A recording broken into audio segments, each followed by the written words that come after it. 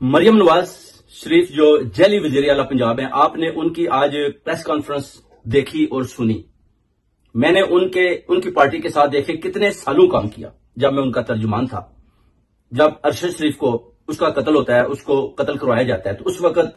پھر میں انکشافات کرتا ہوں، بتاتا ہوں کہ اس میں مریم نواز کے ٹیلی فون میں اس کی ویڈیو ہے۔ مریم نواز، آپ کو یاد ہوگا جب آپ ٹیلی فون کرتی تھی ان کو اور ادھر بھی فون کرتی تھی اور آپ کہتی تھی مار دو اس کو، مار دو مار دو، اور ٹویٹ آپ نے اس سے پہلے لکھا ہوا تھا جو بعد میں آپ نے کیا کہ میں آپ کو پارسل بھیج رہی ہوں۔ آج ایک بچی کے ساتھ زیادتی ہوتی ہے اور آپ کس طرح اس کی مخالفت کرتی ہیں۔ آپ پولیس کو بھی کہتی ہیں، گلو بٹو کو بھی کہتی ہیں کہ جناب آپ بولیں کہ اس طرح کا کسی قسم کا نہ تو کوئی واقعہ ہوا ہے، نہ کوئی ایسی چیز سامنے آئی ہے، بلکہ آپ زرتاج گل کی بہن پر بار بار الزامات لگا رہی ہیں۔ زرتاج گل کی بہن اگر اس کالج میں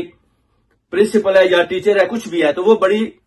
بخوبی اپنی جو اس کی ذمہ داری ہے اس کو نبھا رہی ہے۔ کبھی بھی اس نے سیاست کی طرف نہیں دیکھا بلکہ اپنی ذمہ داری کو اپنی ذمہ داری سمجھا۔ اور آپ کہہ رہی ہیں کہ یہ بھی ایک پی ٹی آئی کا کرا درا ایک منصوبہ ہے جو آپ دہشت گردی کے طور پر استعمال کرنا چاہتی ہیں، مگر قوم جانتی ہے کہ ارشد شریف کے قاتل کون ہے۔ آپ ادھر سے اس کا مرڈر کروا کر اس کے بعد آپ پاکستان میں بھاگتی ہیں، ادھر جیلی وزیر اعظم بن کر وزیر اعلیٰ بن کر آپ کو مسلط کیا جاتا ہے۔ اس کے بعد ابھی بچی کا جو واقعہ ہوتا ہے، اگر آپ اس کو قبول کرتی اور بڑی جرت مندی کے ساتھ اس کا مقابلہ کرتی اور ان مجرمان کو جن کو آپ تحفظ فراہم کرنے کی کوشش کر رہی ہیں ان کو گرفتار کرواتی اور قوم کو بتاتی کہ جناب دیکھیں انہوں نے اس بچی کے ساتھ ظلم اور زیادتی کی اور میں نے ان کی گرفتاری لازم کی، مگر آپ ان کو ڈیفینڈ کر رہی ہیں اور آپ کو پتا ہے کہ ابھی آپ کی حکومت جانے والی ہے، اور جو آپ نے ان لوگوں کو ڈیفینڈ کرنے کی بار بار کوشش کی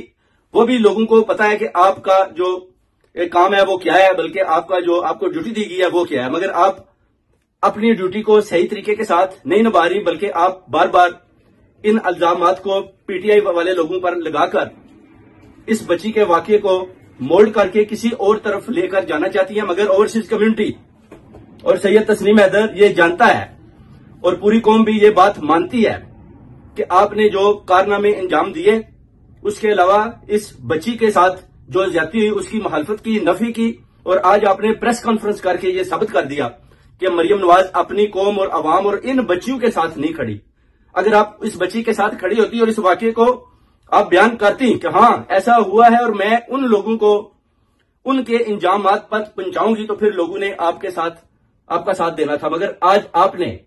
اپنے آپ کو نیچے گرایا اور کسی کی بچی کو اس طرح اس کی جو آپ نے اس کے ساتھ زیادتی کی، اس کے ساتھ جو زیادتی ہوئی اس کی نفی کی، اور پولیس اور ان لوگوں کو پروٹیکٹ کیا جو کرمنلز ہیں، اور آپ کرمنلز کی نانی ہو، اس لیے آپ کو بار بار پیغام دیتے ہیں کہ آپ اس کرسی کے لائق نہیں ہیں۔ جنرل اسم منیر نے آئی تھنکس کہ ان کی یہ چوائس غلط ہے، میں بار بار کہتا ہوں، اور آپ اس چیئر کو چھوڑیں اور پیچھے ہٹ جائیں، ان لوگوں کو سامنے آنے دیں۔ پی ٹی آئی والوں کو آپ دہشت گرد قرار نہیں دے سکتے کیونکہ آپ کو پتا ہے کہ آپ ان کے جیتے ہوئے مینڈیٹ پر بیٹھی ہوئی ہے اور غلط غیر آئینی فیصلے کر رہی ہو۔ قاضی فائز عیسیٰ آپ کے ساتھ ملا ہوا ہے، چند جرنیل بھی ملے اور آپ مل کر محسن نقوی کے ساتھ یہ گندا کھیل سب کھیل رہے ہو جو اوورسیز کمیونٹی کو دکھائی دیتا ہے۔ ابھی آپ دیکھنا ہے کہ آپ جناب اور کتنی دیر تک حکومت کرتی ہو، اور اوورسیز کمیونٹی اور پی ٹی آئی کے جتنے بھی ٹائیگرز ہیں وہ آپ کا مقابلہ کریں گے، اور انشاءاللہ اس بچی کا جو اس کے ساتھ ظلم اور زیادتی ہوئی ہے پورا سٹینڈ لیں گے، اور انشاءاللہ ان لوگوں کو کیفر کردار تک پہنچائیں گے جو اس چیز کو چھپانا چاہتے ہیں اور جنہوں نے بچی کے ساتھ زیادتی کی ہے۔ کسی صورت بھی ان کو معاف نہیں کیا جائے گا۔